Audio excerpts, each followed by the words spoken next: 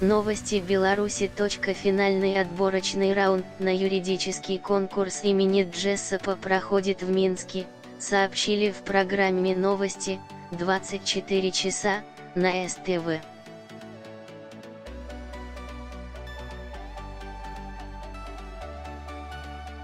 Имитация рассмотрения дела Международным судом ООН покажет, кто из белорусских студентов достоин представить нашу страну на состязании в Вашингтоне.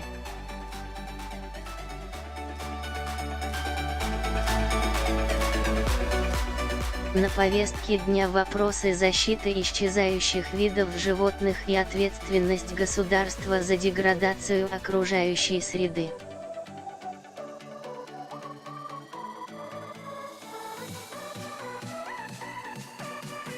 Судебный процесс проходит на английском языке.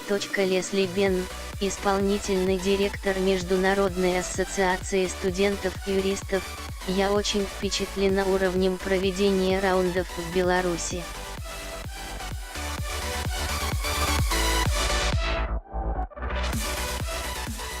Надо сказать, что они одни из самых быстро растущих в мире, и в этом году вошли в топ-10 по количеству участвующих команд.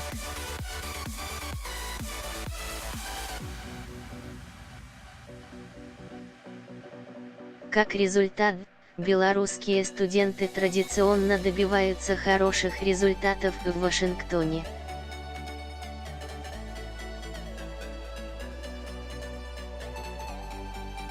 Максим Шибун, студент факультета права БГУ, вообще, это мой второй раз в Джессопе.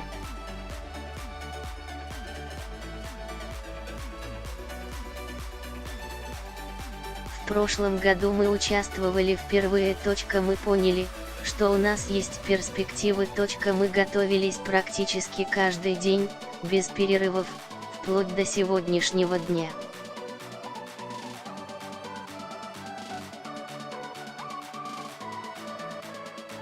В принципе, можем сказать, что этот результат оправдан. Конкурс имени Джессопа крупнейший и самый престижный в мире.